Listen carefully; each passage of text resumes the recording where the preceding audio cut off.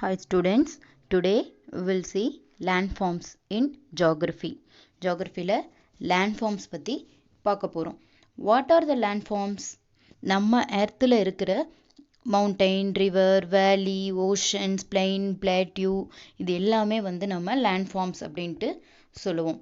ஓகேவா, இது எல்லாமே வந்து landforms தான். See, the landscape is being continuously worn away by two processes. Weathering and erosion. ஓகேவா, நம்ம லேண்ட்ஃபார்ம்ஸ் வந்து ஃபார்ம் ஆகிறதுக்கு வந்து டூ ப்ராசஸஸ் நடக்குது. என்னென்ன ப்ராசஸ் அப்படின்னா weathering and erosion. Weathering is the breaking and falling apart into small pieces of rocks on the earth surface. So weathering அப்படின்றது என்னென்னா, அதாவது ஃபாலிங் ஆஃப், அதாவது பெரிய பெரிய ஸ்டோன்ஸு, பெரிய பெரிய ராக்ஸ்லாம் வந்து மேலேருந்து கீழே விழுகும்போது என்ன ஆகும், பிரேக் ஆகும். பிரேக் ஆகி ஸ்மால் பீசஸாக ஃபார்ம் ஆகும். அதுதான் வந்து weathering. Erosion is the wearing away of the landscape by different agents like water, wind, ice and sea waves. Erosion அப்படின்றது என்னென்னா, இந்த மாதிரி different agents water, wind, ice அந்த சீ வேவ்ஸ் இதெல்லாம் வந்து எடுத்துகிட்டு வர்றது தான் வந்து எரோஷன். நம்ம லேண்டில் இருக்கிற வாட்டர், விண்ட் இதெல்லாம் வந்து எடுத்துகிட்டு வர்றது தான் வந்து நம்ம எரோஷன்னா அரிப்பு, மண் அரிச்சிருக்கு அப்படின்னு சொல்லுவோம் இல்லையா, மண் அரிப்பு அப்படின்னு சொல்லுவோம் இல்லையா, சாயில் எரோஷன். ஸோ அதுதான். ஸோ விண்டு வந்து காற்றில், விண்டில் பார்த்தீங்கன்னா சம் ஸ்டோன் ஆர் டஸ்ட் பார்ட்டிகல்ஸ்லாம் இருக்கும். ஸோ அது ஒன் கைண்ட் ஆஃப் எரோஷன். அதுக்கப்புறம் வாட்டரில் ரிவரோ இல்லை ஓஷனோ ஃப்ளோ ஆகிட்டே இருக்கும். அதுலேயும் வந்துட்டு small small stones and soil வந்து அப்படியே ஒரு இடத்துல போய் அப்படியே ஒரு இடத்துலேருந்து இன்னொரு இடத்துக்கு அப்படியே போயிட்டுருக்கும். அது வந்து erosion. The eroded materials is carried away by water, wind etcetera. So இந்த எரோடட் மெட்டீரியல்ஸ்லாம் எது எடுத்துகிட்டு வருது, வாட்டர், விண்ட் இதெல்லாம் தான் எடுத்துகிட்டு வருது. And eventually deposited. ஸோ அதை எடுத்துகிட்டு வந்து போக போக போக என்ன ஆகிடும் அப்படின்னா, அப்படியே டெபாசிட் ஆகிடும் ஒரு இடத்துல. This process of erosion and deposition creates different landforms on the surface of the earth. So இந்த எரோஷனும் இந்த டெபாசிஷனும் என்ன பண்ணுது, நம்ம எர்த் சர்ஃபேஸில் டிஃப்ரெண்ட் லேண்ட்ஃபார்ம்ஸை க்ரியேட் பண்ணுது. ஃபர்ஸ்ட் என்ன கொடுத்துருக்காங்க, river. The water flowing from its source to river mouth along a definite course is called a river. river அப்படின்றது என்னது, ஒரு வேலை ஃப்ளோ ஆகுது, வாட்டர் ஃப்ளோ ஆகுது. ஃப்ரம் இட்ஸ் சோர்ஸ்னால் அதுக்குன்னு ஒரு ஸ்டார்டிங் பாயிண்ட் இருக்கும் இல்லையா, எது எங்கே ஆரிஜினேட் ஆகுதோ அது எங்கே ஆரம்பிக்குதோ அதுதான் வந்து source. To river mouth. River mouth அப்படின்னா அது போயிட்டே இருக்கு இல்லையா, ஸோ இது போய் வேறு ஏதோ ஒரு லேக்கோடையோ சீயோடையோ ஜாயின் ஆகும். இங்கே ஒரு லேக் போகுது அப்படின்னா அந்த லேக்கோட போய் இந்த ரிவர் ஜாயின் ஆகும். அதுதான் வந்து ரிவர் மவுத். ஓகேவா, நெக்ஸ்ட்டு அதை தான் வந்து ரிவர்ஸ் அப்படின்னு சொல்கிறோம். Rivers generally originate from a mountain or hill. So river வந்து ஜென்ரலாக எங்கேருந்து ஆரம்பிக்கும் அப்படின்னா, அதனுடைய சோர்ஸ் எங்கேருந்து ஸ்டார்ட் ஆகுதுன்னா மவுண்டைன் ஆர் ஹில். இங்கே ஒரு பிக்சர் கொடுத்துருக்காங்க, இந்த பிக்சர் தான் பார்க்கலாம். The place of origin The place of origin of the river is known as its source. எந்த இடத்துல வந்து நமக்கு ரிவர் ஸ்டார்ட் ஆகுதோ, எந்த இடத்துல ஆரம்பிக்குதோ அதுதான் வந்து ஆரிஜின் அப்படின்னு சொல்லுவோம். எங்கே ஆரிஜினேட் ஆகுது, எங்கே ஆரம்பிக்குது அதான் வந்துட்டு சோர்ஸ் அப்படின்னு சொல்லுவோம். The place where it joins a lake or sea or an ocean is known as the river mouth. ஒரு ரிவர் இப்படி போயிட்டுருக்கு, ஸோ இங்கே வந்து சம் ஓஷனோ இல்லை சம் லேக்ஸோ வந்து இந்த வழியில் போகுது அப்படின்னா இது போய் இதோட என்ன ஆகுது, ஜாயின் ஆகுது. இந்த ஜாயின் ஆகிற பிளேஸ் தான் நம்ம என்ன சொல்லுவோம், இது ரெண்டும் ஜாயின் ஆகிற பிளேஸை வந்து நம்ம ரிவர் மவுத் அப்படின்ட்டு சொல்லுவோம். The running water in the river erodes the landscape which creates a steep-sided valley like the letter V known as V-shaped valley. So water, ரிவரில் இருக்கிற வாட்டர் வந்து ரன் ஆகிட்டே இருக்குது. அவங்க பாருங்கள், இந்த பிக்சர் பாருங்கள், அது ரன் ஆகிட்டு இருக்கும்போது ரெண்டு பக்கம் என்ன இருக்குது, லேண்ட் இருக்குது. அப்படி அந்த வாட்டர் வரும்போது என்ன ஆகுது, இந்த மாதிரி வி ஷேப்பில் வந்துட்டு நமக்கு க்ரியேட் ஆகுது. ரிவர் அந்த எரோட் ஆகிட்டு வி ஷேப்பில் நமக்கு ஃபார்ம் ஆகுது. இது வந்து ஸ்டீப் சைடட் வேலி. ஸோ ரெண்டு ஸ்டீப் சைடட் ஒரு மாதிரி ஸ்லோப்பையாக கொஞ்சம் டில்ட்டிங்காக இருக்கும். ஸோ வி ஷேப்பில் நமக்கு ஃபார்ம் ஆகுது. ஸோ அதை வந்து நம்ம என்னன்னு சொல்கிறோம், வி ஷேப்டு வேலி அப்படின்ட்டு சொல்லிட்டோம். நெக்ஸ்ட்டு மேலே பாருங்கள், இந்த ரிவர் லேண்ட்ஃபார்ம், ரிவர் எப்படி ஃபார்ம் ஆகுது, ரிவர் சோர்ஸ் எது எங்கே இருக்குதுன்னு பாருங்கள். ஃபஸ்ட்டு ரிவர் ஆரிஜினேட் ஆகிறது வந்து ஒரு பிளேஸில் ஆரிஜினேட் ஆகுது, அது ரிவர் சோர்ஸ் அப்படின்னு கொடுத்துருக்காங்க. நெக்ஸ்ட்டு ஸோ வாட்டர்ஃபால், மேலே வாட்டர்ஃபால் நீங்களே பார்த்துருப்பீங்க, ஒரு மவுண்டெயின்லேருந்து ஒரு ஹில்லிலேருந்து வாட்டர் வந்து மேலேருந்து வரும். ஸோ அதுதான் வந்து வாட்டர்ஃபால்.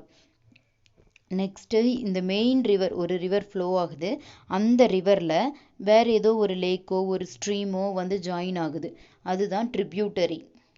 ஓகேவா, மெயின் ரிவரில் வேறு ஏதோ ஒரு ஓஷனோ ஒரு லேக்கோ ஒரு ஸ்ட்ரீமோ வந்து ஜாயின் ஆகிறத வந்து ட்ரிபியூட்டரி அப்படின்ட்டு சொல்லுவோம்.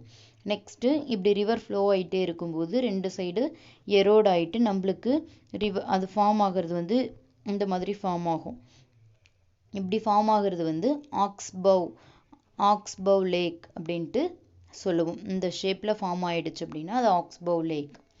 நெக்ஸ்ட்டு ஸோ ரிவர் ஃப்ளோ ஆகிட்டு இருக்கும்போது ஒரு நிறைய லார்ஜ் பெண்ட் அண்ட் கர்வ்ஸ் வருது அப்படின்னா அதை வந்து நம்ம என்னென்னு சொல்லுவோம், அந்த லார்ஜ் பெண்டையெல்லாம் நம்ம என்னென்னு சொல்லுவோம், மீண்டர் அப்படின்ட்டு சொல்லுவோம். அடுத்தது ரிவர் ஃப்ளோ ஆகிட்டு இருக்கும்போது ரெண்டு பக்கமும் இருக்கிற ஏரியா வந்து ஃப்ளட் பிளைன். ஃப்ளட் அப்படின்னாலே வெள்ளம் அப்படின்னு சொல்லுவோம். எப்போ வெள்ளம் வரும், ஸோ ரிவர்லேருந்து ஓவர்ஃப்ளோ ஆகிற வாட்டர் பக்கத்தில் இருக்கிற பிளைன்ஸ்க்கெலாம் போகுதுன்னா அதுதான் ஃப்ளட். ஸோ இந்த ஏரியா தான் வந்துட்டு ஃப்ளட் பிளைன். ஓகேவா. நெக்ஸ்ட்டு ரிவர் வந்து ஒரு ஓஷனில் போய் கலக்கும்போது இந்த ரிவர் வந்து வேற ஒரு ஓஷனில் போயிட்டு ஜாயின் ஆகிறது ரிவர் மவுத் அப்படின்ட்டு சொல்லியிருந்தோம். ஓகேவா. நெக்ஸ்ட்டு அப்படி ஜாயின் ஆகும்போது அங்கே வந்து சம் பிளெயின் ஏரியாஸ் வந்து இந்த ட்ரையாங்கிள் மாதிரி ஃபார்ம் ஆகிருக்கு பாருங்கள், அதுக்கு பேர் டெல்டா. சரியா, இந்த ரிவர் லேண்ட்ஃபார்ம்ஸ் புரிஞ்சிருக்கும்னு நினைக்கிறேன். நெக்ஸ்ட்டு டூ யூ நோவில் என்ன கொடுத்துருக்காங்க, ட்ரிபியூட்டரி அண்ட் டிஸ்ட்ரிபியூட்டரி. ட்ரிபியூட்டரின்னா என்ன, a stream or river that flows into and join a main river. So மேலே இந்த பிக்சர்லையே பார்த்தோம்.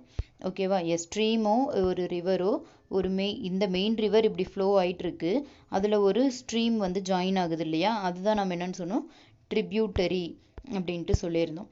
டிஸ்ட்ரிபியூட்டரினா என்ன, a stream that branches off and flows away from a main stream. So ஒரு இடத்துல main stream, ஒரு இடத்துல இருந்து கொஞ்சம் வாட்டர் வந்து ஃப்ளோ ஆயிடுச்சு அப்படின்னா திருப்பியும் அந்த இடத்துக்கு வந்து ரிட்டர்ன் வராது வாட்டர், அதுதான் வந்து டிஸ்ட்ரிபியூட்டரி. சரியா, இப்போ ஒரு ஸ்ட்ரீம் வந்து போயிட்டே இருக்கு, திருப்பியும் வந்து என்ன ஆகாது, ஒரு பிளேஸ்லேருந்து போயிடுச்சுன்னா திருப்பியும் அந்த பிளேஸ்க்கு அது ரிட்டர்ன் வராது, அதுதான் வந்து டிஸ்ட்ரிபியூட்டரி. சரியா. Next falling of river over a vertical step in the river bed is called waterfall. waterfall வந்து உங்களுக்கே தெரியும், நீங்கள் நிறைய இடத்துக்கு வாட்டர்ஃபாலுக்கு போயிருப்பீங்க.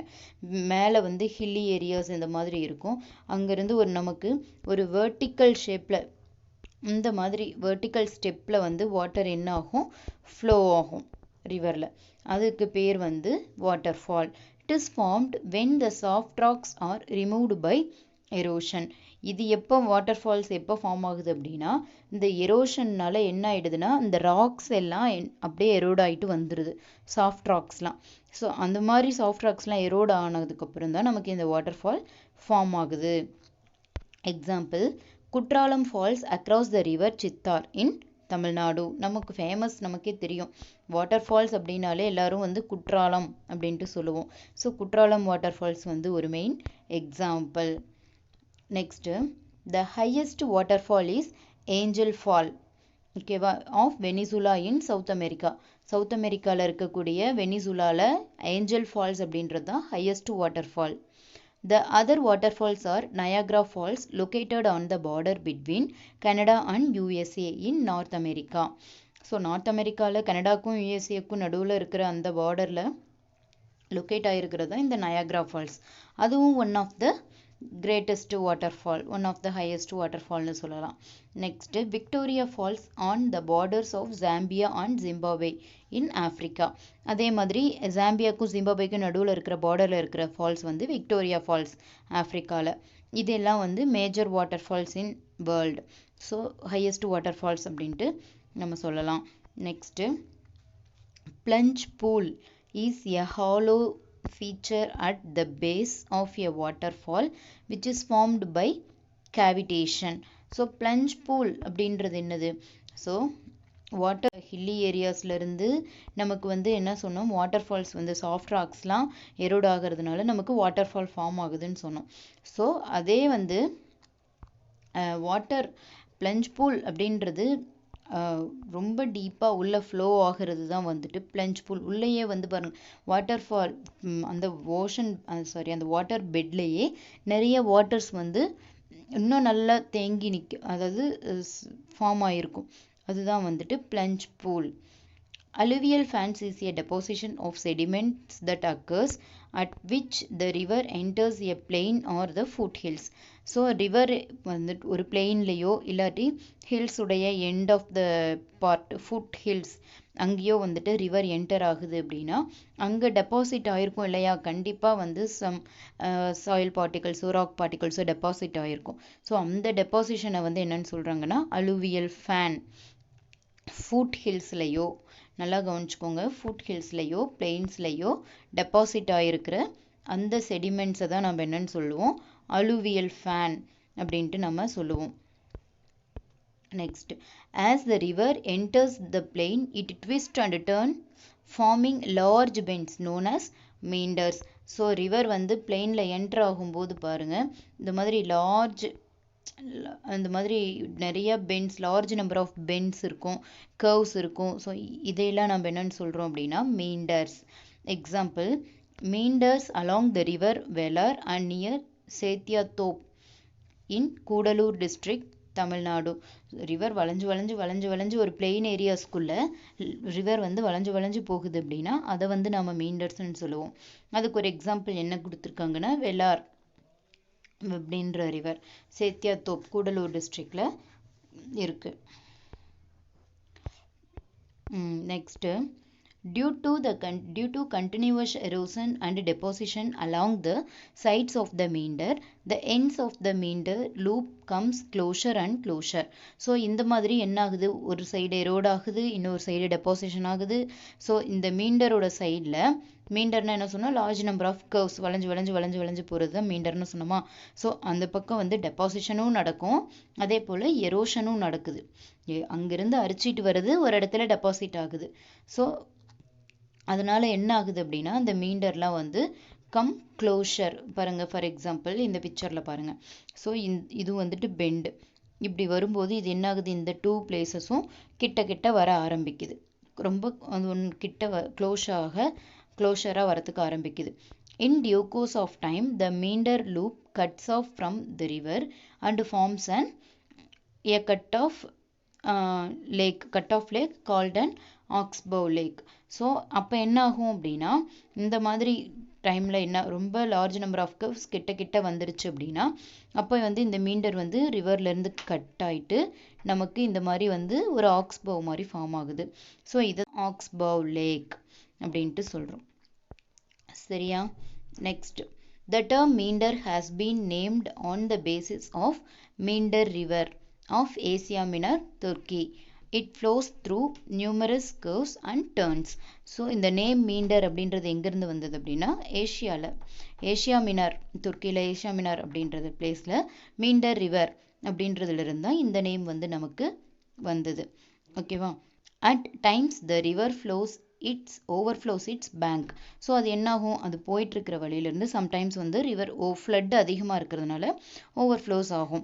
This leads to the flooding of the neighbouring areas. So அப்போ என்ன ஆகும், பக்கத்தில் இருக்கிற பிளெயின்ஸ்லாம் ஃப்ளட்டிங் ஆக ஆரம்பிக்கும்.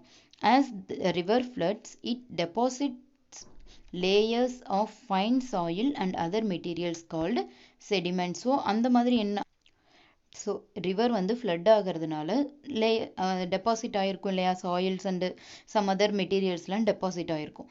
அதை வந்து நம்ம என்னென்னு சொல்கிறோம் அப்படின்னா sediments along its banks. This leads to the formation of a flat fertile floodplain. So இதனால் என்ன ஆகுது அப்படின்னு சொன்னால் அந்த அந்த ஏரியாவே வந்துட்டு எல்லா பக்கம் இருந்தும் சாயில் அண்டு ராக் பார்ட்டிகிள்ஸ்லாம் வந்துட்டு அரிச்சிட்டு வரதுனால அந்த ஏரியா வந்து ஃபெர்டைல் லேண்ட் ஆயிடுது.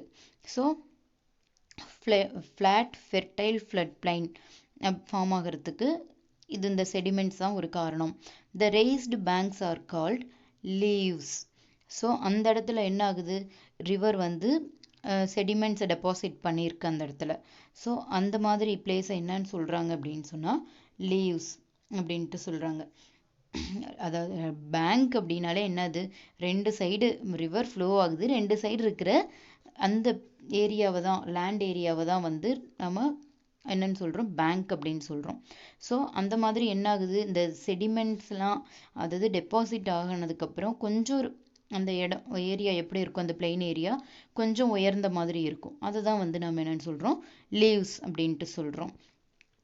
As the river approaches the sea, the speed of the flowing of water decreases.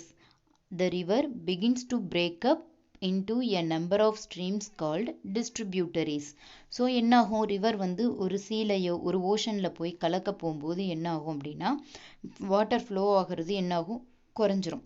அப்போ ரிவர் என்னாகும், பிரேக்கப், அதாவது சின்ன சின்ன ஸ்ட்ரீம்ஸாக வந்து பிரேக் ஆக ஆரம்பிக்கும். அதுதான் வந்து டிஸ்ட்ரிபியூட்டரி. திருப்பியும் அந்த வாட்டர் என்ன ஆகாது, இங்கே ரிட்டர்ன் வராது.